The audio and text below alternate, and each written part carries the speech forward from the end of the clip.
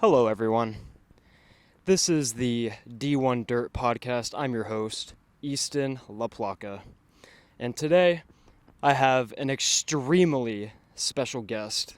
I would like to introduce my dearest friend, Braden Halladay. What's up, Easton? Hi, Braden Halladay. How you doing? Let's take a seat. Awesome. Glad to be here. I'm happy you're here, honestly. First episode, Braden Halladay. It's all right. You probably could have done better, but it's a good start. Anyways, I saw Braden Halladay, maybe 10 minutes ago? Because you are my roommate. Yeah, we live together. Yeah. Starting off today, quick little introduction. Braden Halladay, former baseball player at Penn State, former baseball player at Tallahassee Community College. Yep, did a year there. And you are now a baseball player at High Point University. That's correct. Yeah, that is. How are you? Correct. How are you enjoying your time at High Point University so far? Am I supposed to grab the microphone or? I guess you can grab it. Okay, I just didn't know if I love High Point, man. It's really good. I think the baseball has just been spectacular. I love having, a chance to play, a chance to prove myself at the Division I level. The school is a bit different than what I'm used to. Penn State being a big state school and, TCC being a community college and right by Florida State. It's a big shakeup. Didn't really see myself in North Carolina, but I love it here, man. I'm glad that I'm here still trying to get my bachelor's. Hey, who knows? If you didn't ever come here, you wouldn't ever be on the D1 Dirt Podcast hosted by Easton LaPlaca. Yeah. Life's full of ifs and whatnot. Let's get into it. Braden Halladay, I did my research. Trust me, I did my research. You're from Canada, Toronto? Yes, I am. I was born in Canada, Toronto, correct. My family is originally from Denver, and then we live in Florida now. Tampa, Florida, yes. A little outside of Tampa, but yeah, born in Toronto, Canada, correct. Gotcha. Speaking on Canada, and also speaking on me doing my research, you played for the Canadian national baseball team. Can you tell me a little bit about your experience with that? So the Canadian national baseball team was, I had a buddy who played for Team USA, and, a couple of my travel buddies played for Team USA. And I was like, man, I'd love to be on Team USA, but I didn't really, I wasn't going to do that. And so, Completely but then I thought to myself, why would I want to be on Team USA when you could be on Team Canada? When I was born and raised in Canada. And so I reached out to the Canadian national head coach for obviously, the age group, and ended up going and trying out. I didn't end up making the trials team. So I just kind of played in, a couple of the camps they had. But Team Canada is kind of where I got my big break. I got to face Bo Bichette. That's frightening. Yeah, it's frightening. Well, 2 years prior, he was just, a really good shortstop from my hometown. He is a very good shortstop. And he was just known for hitting a lot of home runs. And then, 2 years later, he's this crazy prospect who's going to be the next big thing. And so it was terrifying, but it was cool. And, You did get him out.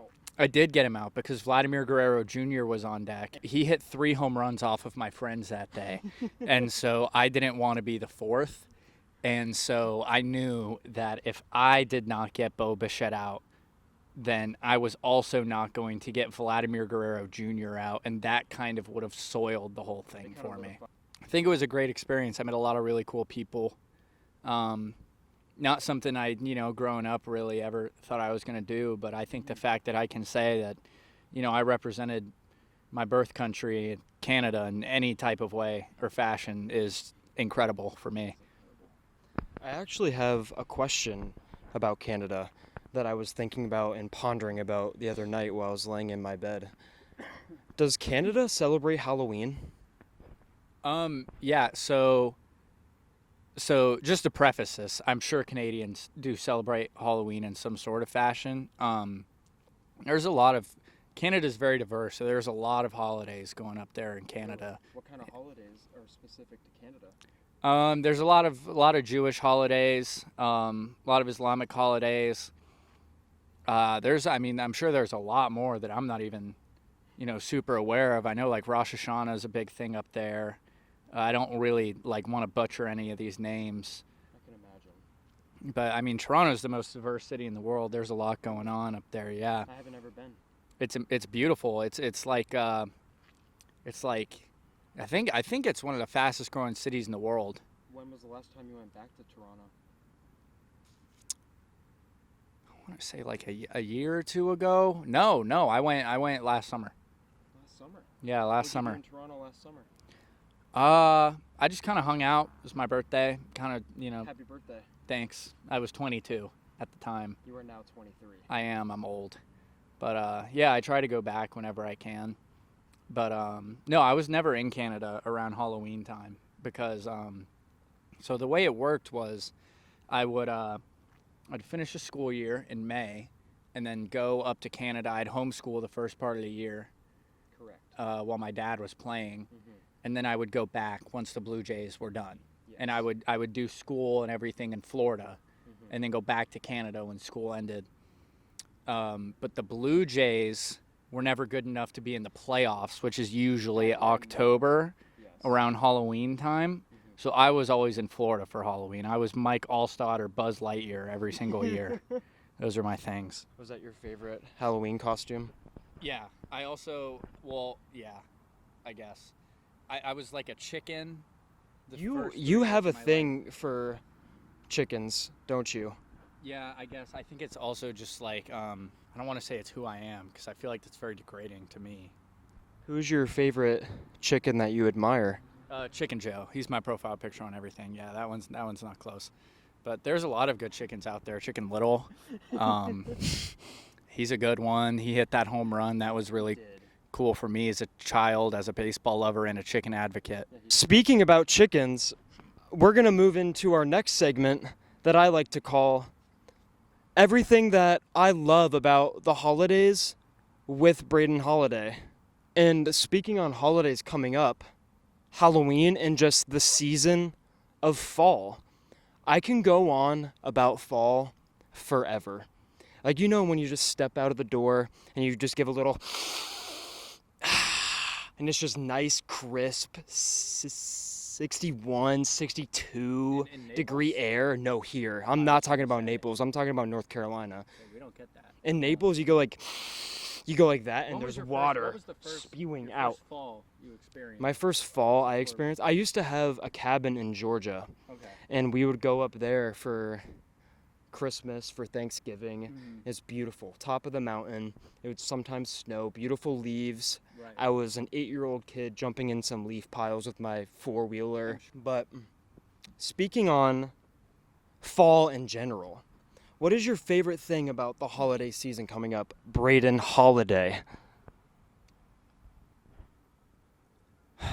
Pumpkin spice, easily. No, I'm just kidding. I would say my favorite thing about the fall is probably just not that it's miserably hot out on the turf. I think that fall baseball is one of the most beautiful things that a man can take in. Football. We're going to Chili's tonight, by the way. Yeah. We're watching some football. Bad day, bad bullpen. Had some nightmares last night. I'm going to put a lava cake and a reef donkey to it and have a better day. Ended on a good note. Another good thing for me about the fall is my wardrobe looks much better in the fall. I completely agree. Because you can throw some jeans on. Yeah. Flannel. Yeah. Like a winter coat. Exactly. You have layers. You have a lot to work with. No, yeah, and I love layers. I think layers look great. Layers are cool. Also, I just tend to look like a bum in the summer. I've got the Nike shorts and just a plain T-shirt. Yeah, the sandals. These get retired in probably a month from now, which is probably for the best. I know a lot of people are against the Croc world for some reason, and I don't see why. Crocs are they're all terrain. You can throw them in sport mode, go hiking. You could go ice skating on Crocs, I believe. I've done it. No, you haven't. I know. Do you roller skate? I do. See, I love to can't- do I all can't things roller on skate. wheels. I'm not good with wheels. I'm a big wheels I guy. don't think I could ride a bike until like high school. It's kind of I think embarrassing. it was like my freshman year of high school. Yeah. And I remember when I was living in Philadelphia, all the other kids would like ride their bikes around the neighborhood and stuff, and I would just walk everywhere because I couldn't ride a bike. But speaking on other things, to wrap up this segment of what I love about the holidays with Braden Halladay, specifically talking about the fall season, I am a lover of Bed Bath & Body Works. Let me tell you. You go in Bed Bath & Body Works during the fall when they have that super sale 3 for $5. No, buy 3 get 2 buy 3 get 2 free. You will see me in there. It's going to be me and all the moms. And I will stay in there for an hour and sniff every candle, every lotion, and I'm walking out of there with at least 10 things. You're just getting candles free, or like what all is by? What? Have you been to Bed Bath & Body Works during the super sale? If I'm being real with you, have you seen Click? No. The Adam Sandler movie? I have not. Okay, so basically, Here, I'll let you have that. the basic gist of the movie is he's at Bed Bath & Body Works, and he goes into this back room. There's this guy back there who sells like a magic remote, and the remote controls life, so he can like speed it up, slow it down, put things on mute. Well, he ends up skipping through most of his life and like hating himself and stuff, and he ends up getting a second chance at life. But I just kind of see Bath & Body Works as like Adam Sandler's place. No. You watched SpongeBob as a kid? I did. You remember when SpongeBob asked Patrick how many mattresses there were? He said 10. Mm-hmm. That always kind of looked like Bath & Body Works to me as well. I think we're thinking of two different stores. I think you're thinking of Bed Bath & Beyond. Oh! Yeah. Moving on, Braden Halladay. My podcast is all about bringing athletes on here to talk about everything other than the sport that they play. Mm-hmm. Okay? So if baseball just went poof, vanished, how would you spend all of your hours of extra time? What would you like to be doing? I can think of a couple things for sure. I definitely want to become a better surfer. Mm-hmm. I can to an extent now, but I'm not, I'm not out there shredding the gnar. One thing I've kind of always wanted to do is, because baseball is a big outlet for me for rage. Yes. I would love to join like a fighting club. I go boxing every Tuesday. See, I can't do boxing though, because if someone hits me real good, I'm gonna start using knees and feet and stuff. Yeah. Like I think I would have to go full blown UFC, lose a couple pounds, fight in a lower weight class, and use my wingspan to my advantage. There's like other things too that I think I would like be really well suited for. Like maybe not the most like income providing jobs, but like I think I'd be like a great zookeeper, like Kevin James. Great movie. Yeah, like I could really do that. Like I know like the talking gorillas and everything aren't gonna happen, and the TGI Fridays and stuff. With the gorilla. Yeah, but like the animals part, I think I could do really well with. I feel like you would take care of some animals. Honestly, probably more of an aquarium kind of guy. Yeah, I would say I'm more aquatic than I would be like. I would definitely be more apt to scuba diving than I would be like going on a safari. What was the original question? Oh, how I would spend my time. Yes. I probably golf a lot. You do love to golf. I love golfing. With Fat Perez. I would love to golf with Fat Perez. If there's like any type of way for that to ever happen. He might see this. I doubt it. It would be sick if he did, but I don't know how he would come across this neck of the internet. Talking about space a few minutes ago, Mm-hmm.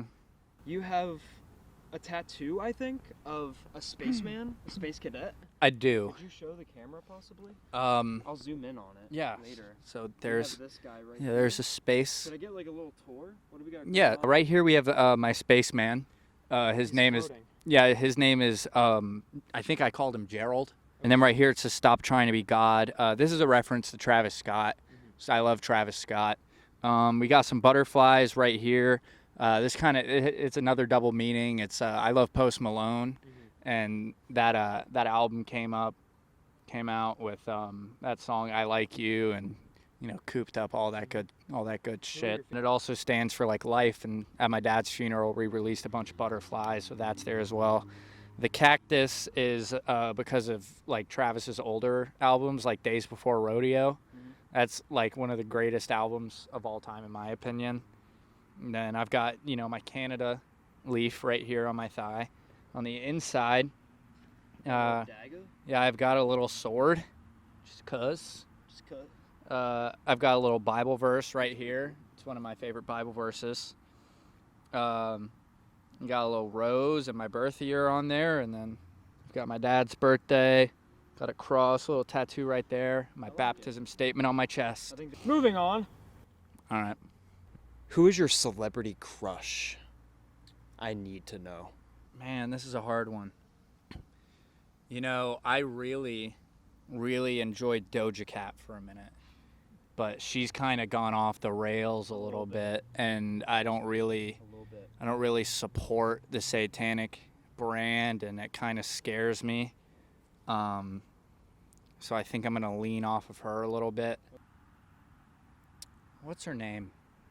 Big Bang Theory. She's on Big Bang Theory. Yeah. Yeah, it's pretty. Jennifer Aniston now or Jennifer Aniston like 20 years ago?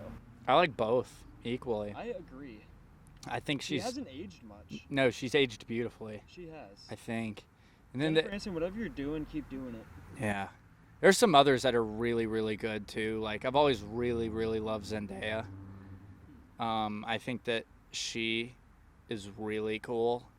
I think Bryce Dallas Howard looks pretty good in Jurassic Park. Probably gonna have to go with Jennifer Aniston and Zendaya. Probably are tied at the top two. Okay. What do you got?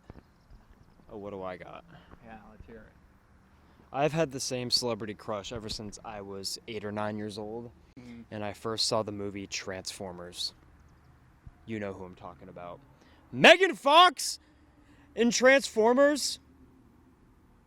You kidding me? On the motorcycle? I think that's when I realized that I really liked girls.